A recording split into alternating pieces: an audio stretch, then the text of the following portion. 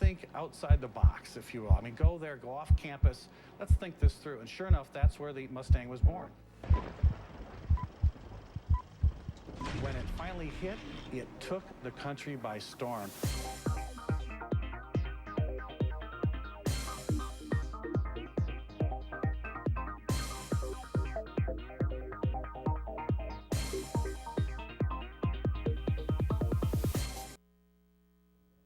Hello, everybody, and welcome to another edition of Cars in Context. I'm your host, John Clor. You know, this is the Motor City, and this is the show where we put cars into the context of your everyday life. You know, we're going to bring some experience and knowledge to the table today, but we will make no apologies for our decidedly Detroit perspective. Today, we've got an absolute riveting show, and it's about some of the great fails, the epic fails that are going on around our freeway, especially I-94 here on the east side. And we're going to be talking about some things that even the mainstream media hasn't been able to cover for you. And we'll bring these all to bear on a very important topic for the day. And for our guest today, we brought in none other than our old friend, Chris Sawyer. Chris, welcome. Yeah, I'll get to you in a minute. Welcome to Cars in Context. John. He is so riveted by today's topic that he just can't take his eyes off this wonderful, wonderful show we've got for him. It's really going to be kind of fun exploring this because I think we need to say the things that need to be said every once in a while, and that's why you watch Cars in Context instead of something on Velocity or something. Or O'Reilly. Chris is the founder and editor of thevirtualdriver.com, and Chris, we're going to get into, we'll put you in the hot seat, in the driver's seat here in a little while. It's a little cool in here, I could use it. Yeah, before we do that though, let's get into what is in the news. And one of the big things that I love to bring to the table is when people make decisions for us when it comes to cars. And of course I know it happens. And it happened in New York. Remember on the show a while back, I told you about New York City voting that Nissan would have the taxi of tomorrow, and they get all the cabbies have to buy Nissans. Well, guess what? The cab companies didn't kind of like being told what to do.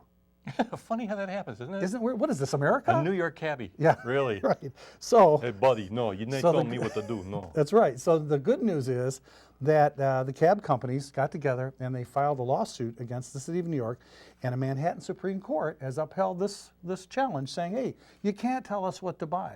I know they wanted this. Wait a minute. Where was this judge with the healthcare deal? I don't know.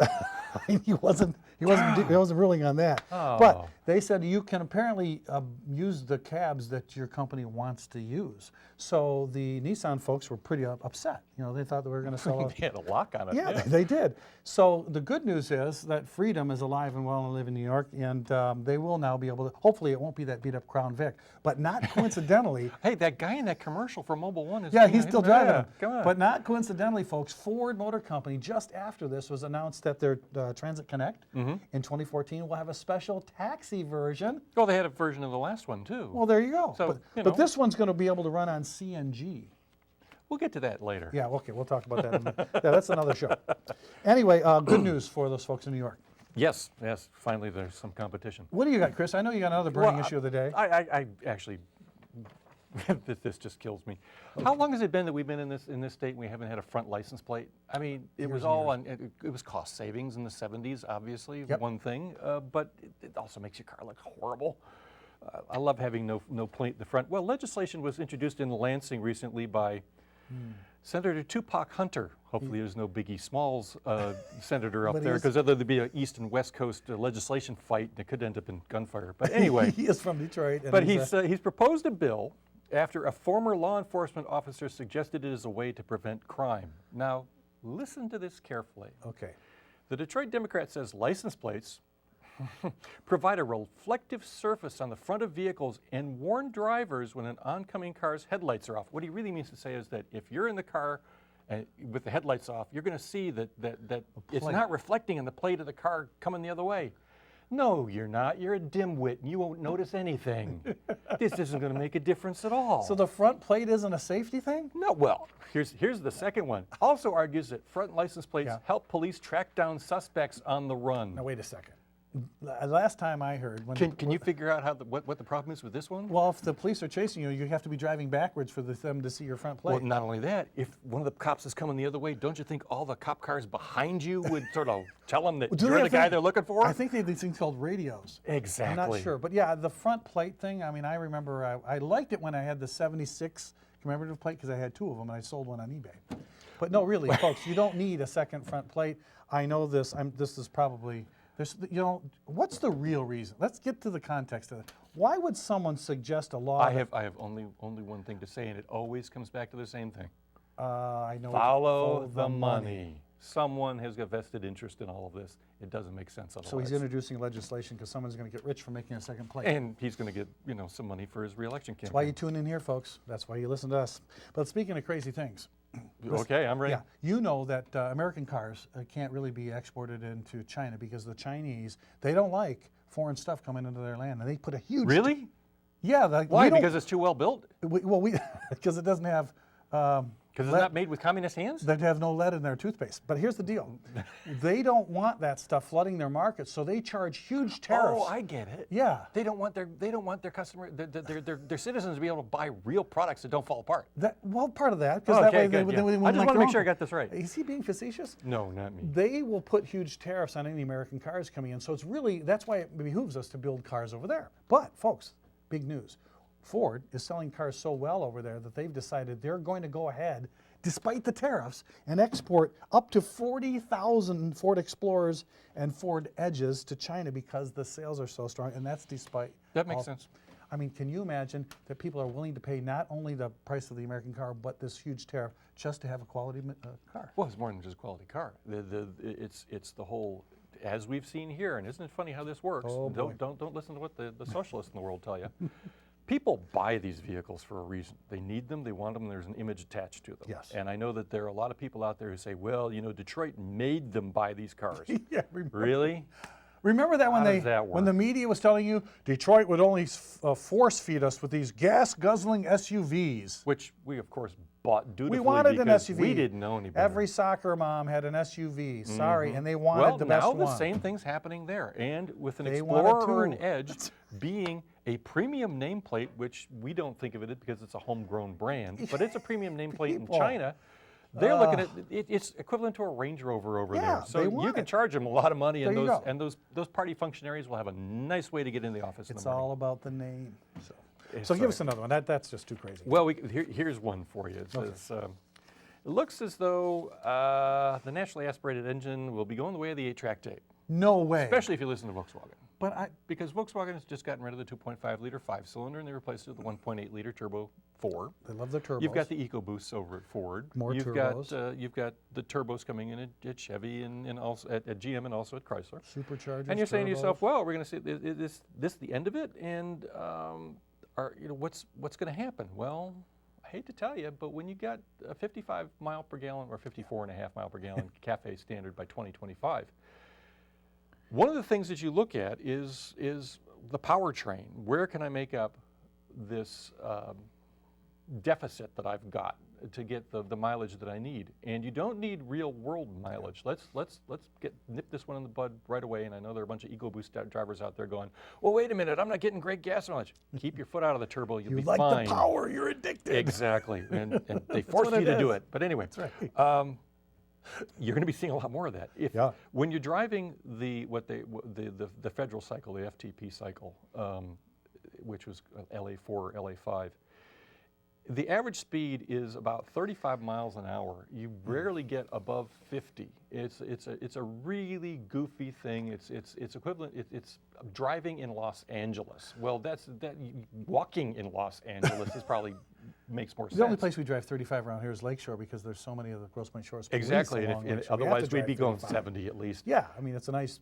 We're nice Michigan, road. for God's sakes. If you can't go fast, why go at all?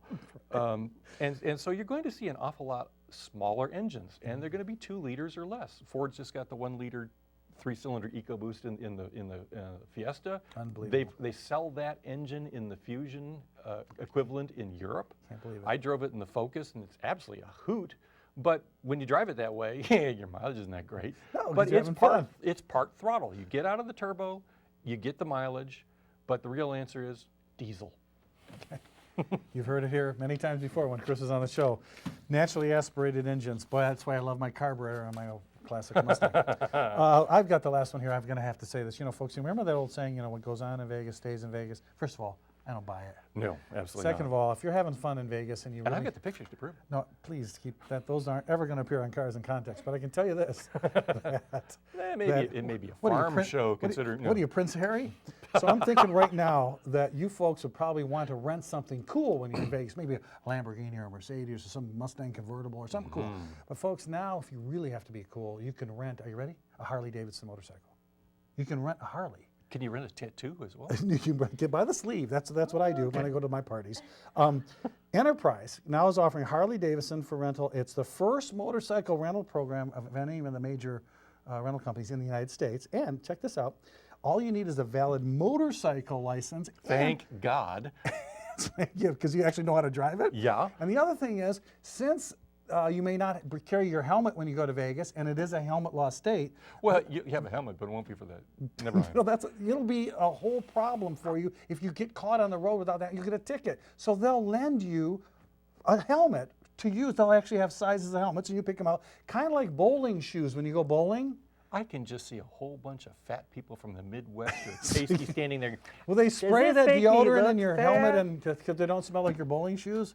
Anyway, make sure the next time you're in Vegas, you get a Harley, and make sure you come right back after this because we're going to talk about a really horrific problem, the fails that are going on Detroit freeways right after this.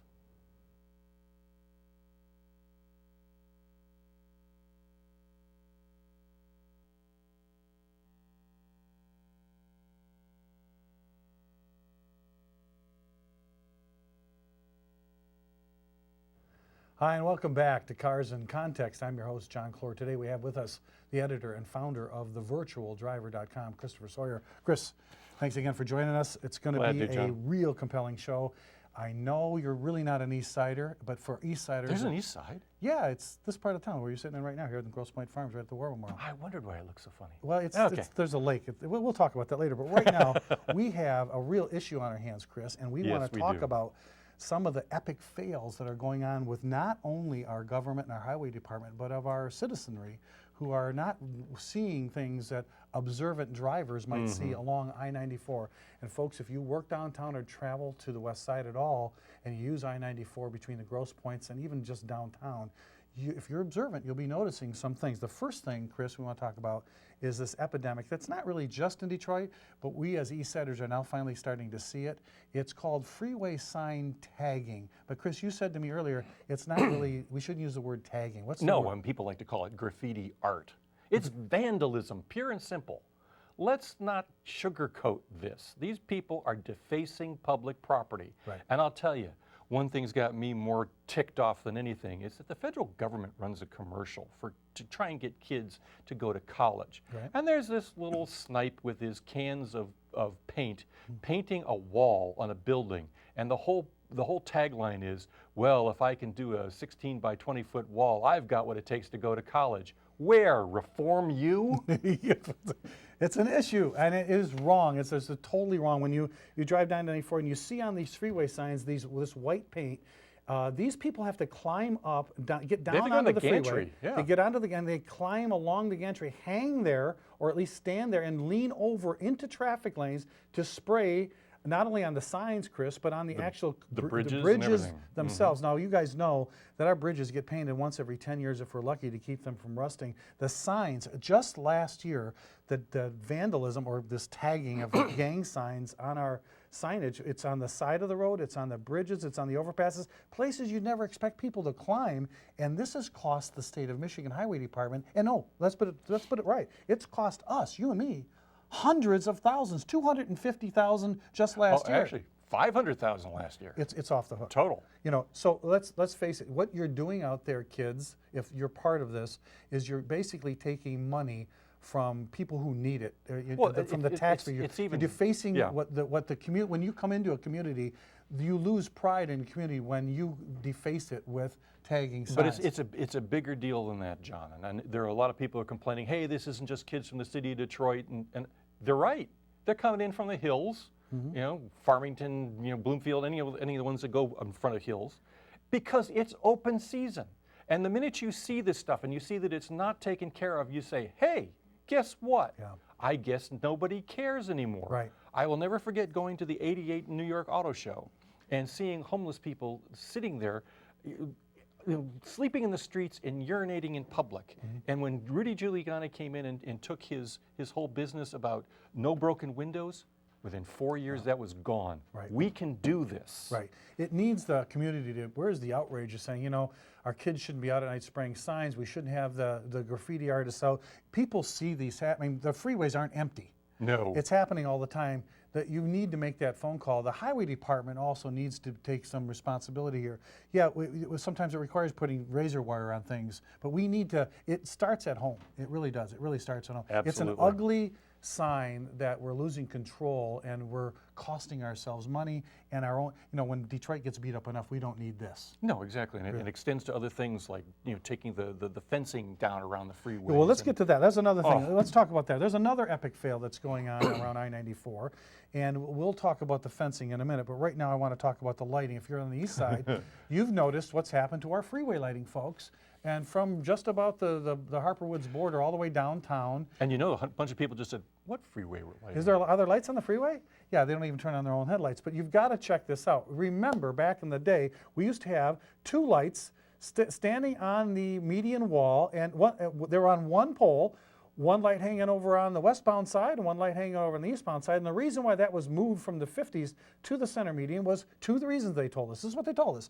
It would be cost savings because you use half as many poles, same number of lights, but half as many poles. The other thing was they said it would be safer because if you run off the freeway, you won't hit the light pole up on the grass. It'll be on the median. Hardly impossible to hit that unless you're flying, which some people do. But so they said, this is why you were paying us the money, the highway department. We're taxing you to move these freeway lights to the middle, and it'll save you money, and it'll be safer, and that is why we're doing it. And so give us the money, we've done it. Now, we've had that for many, many years. And all of a sudden, folks, if you've been driving, you notice they're now sawing off the light poles that were in the median. They're actually cutting them. There's a picture of one here. That used to be a light pole on isn't that 94, pretty? and they just took a hacksaw and sawed the light pole off. Why? Because now they're putting the light pole up on the grass back where it was. Now, we had single poles that were halogen, so we wouldn't have to change the bulbs every couple of years. And those single poles, those two are further down the road. Now look, now we're putting them right back Where they were. Where they were back in the 60s. And now what is the reason? What does the highway department say? Here's what they said, Chris. I went to the website. It said, we're moving them back onto the grass for two reasons this time. It's for safety, same reason, and it's for the saving cost. Well, wait a second. That's why you moved them in the middle in the first place. This doesn't make any sense. Here's what they tell us. When we had them in the middle, they'd have to have a truck come down the left lane to close traffic, and they have to replace the bulbs. So now, if they put them on the grass, they can pull off to the shoulder and change the bulbs up there. I'm sorry, but I got a suggestion. Okay, what's the suggestion? We take a little bit of that money that you're using to dig this all up and put in new wiring and all the rest, and we get a crew that works at night so that they're not having to get worried about being run over at 3 a.m. What a genius idea. Here's the other problem with their whole explanation, Chris. What they're saying is that they were taking it out of the middle because they're changing the bulbs. These new halogen bulbs don't need to be changed. They last 5 times longer. So you're not going to have the same change cycle. So basically, you're talking out of both sides of your mouth. Somebody. That's one way of putting it. Wait a minute. Yeah. Did we just mention earlier in the show that you need to follow the money? Yes. So apparently, somebody sold them on a bill of goods that we've already been told. We've been given the same reasons why their lights are in the middle and why our lights are. Well, here's the issue I just saw. The other day, I'm going out to the west side. Right, I get on at Moross. Guess what I see when I get on the freeway? The brand new light pole was put up on the lawn. Light pole down. Really? Already struck, knocked down. That row of lights is But out. that couldn't happen. It was safer. No one was going to hit it. That's why it's safer. And apparently the person that ran into it and went to the hospital apparently didn't think it was that safe. This is the whole issue, folks. This is something, where is the accountability? I can't get onto the website and send a message to the department. Of course you can't. can't. There are press releases that explain what they're doing and our progress on lighting, but here's the other issue, and we've talked about it before. The progress on lighting is no progress. The lighting on Detroit's I-94 from downtown to the east side is worse than in the city of Detroit. These lights have been out for most of the year. And we drive, no matter where we drive, you see sections that even the new lights are out now, the old lights. And so I wanted an explanation. What is going on? So we dug into it and we found out here was the answer. apparently sections of our freeway lights are run by a control box up on the embankment. And scrappers are breaking into the control boxes and stealing the copper wire out of the control boxes and putting the freeway into the dark. This is unheard of, but here's the issue. Twice or 3 times earlier this year, this summer, people in this darkened stretch of freeway had broken down and were hit by oncoming traffic. People have been killed. People I know have been killed on I-94 in the dark, in the darkened freeway, because the lights had been out, they had car trouble, and it's jet black in there. They can't see a thing. This isn't just a convenience. It's real safety that affects real lives. And what is the answer? We're having trouble keeping up. Somebody stole the wire. You know, there are ways around it. There is no accountability for the... You find them and you prosecute them. And you keep up there. And if you have to patrol it and take... Watch it? Well, yeah, exactly. Because this is the whole problem. That something that is very visible like this, if nothing is done, everybody just says, hey, open season, let's go. Yeah, it's no problem. And if you turn Nobody around, says anything. And you turn around and you do exactly the opposite, and you make sure that people do see it, and they will stop doing it, and they will go elsewhere. And all you guys are buying this copper wire from homeless guys with no teeth, and you're buying the fence that's along the side of the road, guess what? We should be prosecuting you too. And speaking of prosecution, here's the worst part of all, folks. We just had a recent tragedy on I-94 near Gratiot, where a lover spat, chased someone down, 2 cars chasing each other on the service drive. 1 car lost control, went down the freeway embankment, ran into a pickup truck that happened to be going by and killed 3 people. It's a horrific accident. Channel 2, all the Channel 4, 7's all there filming. What a tragedy. Guess what, folks? Go back and take a look at that area of the traffic and see where. Take a look at the catch fencing that was supposed to be on the side of the freeway. Do you know what happened? Know what nobody has reported and told you? Is that whole section of I-94, right at this area, for a mile or 2, scrappers have snipped off the retaining fence, the catch fence, the chain link, and stolen it and scrapped it. So when this person went off the road, there was nothing there to save her and catch that car. That's why there are catch fences on the side. That's why we have them along the service drive. No one reported that the scrappers and someone had stolen this. This is an issue. There's no outrage. Because they don't want to say anything worse about Detroit. It's really sad. We can't get anywhere if we don't confront our problems. Well, you know, folks, we're going to keep following this for you, and we're going to make sure that someone gets to come on and tell us and be accountable for all the stuff that these freeway fails that are going on. Chris, it's a sad, sad thing. But you know what? Cars in Context isn't about being sad. It's about being a little bit happy. So let's go on to something a little more happy. Such as? Having pride in my ride. Cool. That's one of my favorite parts of the show, where we have folks send us a picture of their car and they tell us why they have pride in my ride. And today, we have our featured car is going to be from Andrew Castleberry, who lives in Berkeley. He has this 1968 Chevelle convertible. Andrew's now is a car guy from way back. He grew up in Middle Tennessee. He's not from Detroit. He bought this 68 Chevelle Malibu convertible at only age 16. But over the years, he worked on it as his budget would allow it. It used to be red, and he had the exterior painted Oldsmobile Maui blue and updated the interior to be black.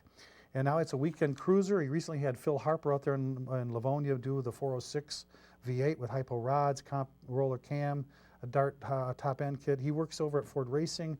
He lives in Berkeley. Watches Cars in Context on our YouTube channel. Andrew, we really like your 1968 Nice, Chevelle. If you have a car that you'd like to see on Pride in My Ride, send it to me, Clor at carsincontext.com, and we'll be sure to put it on the air. But you know that's not all. No? No, the best part of the show really is when we ask Lauren Parrott if there's any way that Cars in Context has viewer mail. So I'm going to ask her, Lauren Parrott, is it possible that Cars in Context has viewer mail today? John, you always have viewer mail. I'm so happy. Thank you, Lauren. And what does it say about us that Lauren is the best part of the whole show? Well, that tells us you guys know to watch to the very end, because this viewer mail is going to be really compelling. And it looks like the first one is to Chris. Yes, this one comes from Mike M. of Grosse Pointe Farms, who watches Cars in Context on Comcast Cable Channel 915. Ooh, that means you're in HD. Ooh, good for him. Dear Cars in Context, it's like Dear Abby. I recall that about a year ago, GM pulled all of its $10 million in advertising off of Facebook, questioning the value of marketing on the social media mega site. But now I hear the GM will be using mobile advertising as part of Chevrolet's Find New Roads campaign. Oh, yeah, I saw that. And it will include Facebook. They're going back on Facebook? Yep. Any idea on why GM had a change of heart, especially with the news that Facebook is now losing favor with young teens? GM, why are we on Facebook? Because Facebook is the largest advertising platform in the world. Trust me, Facebook has been taken over by advertisers. Every fourth post on your Facebook page is an advertiser, and they don't want to be left out. It's a great way to get to people. Yeah, you can look for it, but let me tell you, it's taken over by middle-aged people who have nothing better to do, and a whole lot of people who, if they're working for me, I'd fire them. Which is why the teenagers don't want to be there. They want to get a note from grandma. That's right. Yeah, but listen, I got one. Johnny, you got a tattoo? Yeah, Mom, no, I'm going to go. No, that's it. I'm going to Twitter. This one comes from Claire C. in Grosse Pointe Woods. Claire, thank you for sending this in. She watches us on Channel 915 on Comcast. Obviously HD. Dear John, thank you, Claire. When I was growing up, my dad and my brothers had subscriptions to several car magazines. They were always all over the house. But these past several years, they all seem to have lost interest in reading car magazines. What do you think is the reason car magazines seem to be so much less popular these days? I think we used to work at a car magazine. Yeah, we both And did. you notice that operative word there, used to. Mm-hmm. I think a lot of it is the world is moving on to a different place. People like to get their information and word online. And car magazines have morphed into an online presence. I know your blog is a whole different world than a car magazine. It's not that same old, they're tired format. It's more one-to-one. It's more car guys talking cars rather than the car magazine, which we're lucky and we get to drive. You know, it's just a really. Well, it depends on whether I'm PMSing or not. But anyway. Sometimes you still do that. I do. But I got to tell you, folks. Well, car magazines aren't dead. Car magazines aren't dead. Let's face it. Okay. They're not dead. But what is dead is same old Yeah. of the tired old cliches, the tired way of looking at vehicles, the tired way of looking at all this stuff. Granted, I'm getting old and I don't really feel like taking over a magazine right now. But this is. When you're going for quality, if you've got a quality magazine, you'll survive. There are a lot of them out there that are good, and a lot of them that you just sit there and go, give it to the parrot. Been there. Not that parrot, no. No, not Lauren Parrot. That No, parrot you have no, it in the no. cage, yeah. Yeah. Probably want a cracker. Yes. I got to tell you, folks, I feel strongly about this. I think you hit it right on the head. I think we're looking at different places for our information and something more digestible. And the same old guys and gals, I think it's refreshing to see all the different media. And I think, I don't know about you folks, but if I had to choose one way to get my car information, I'd pick, I don't know, Cars in Context. That'd be one way to do it. I'd go for the virtualdriver.com actually, but that's just me. Listen, I appreciate you sending in viewer mail. I know Lauren Parrott appreciates it. If you have a question that you'd like us to answer on the air, send it to me, jclor at carsincontext.com, and we'll put it to the test. We'll answer the question, and sometimes even if it's just a suggestion, we'd be happy to have it. Absolutely. Well, Chris, you can't believe it. Time's up. I know. Wow. Where does time? Doesn't it fly when you're watching? And the Cars in doctors at the hospital will be glad I'll get her home back early. No, I'll put you in the chair. But thanks again for joining us here Oh, on you're Cars welcome, in John. Context, and thank you, folks, for joining us. We hope you do join us next time. Remember, until next time, that knowledge is power. And I've been your host, John Clor, so thanks for watching.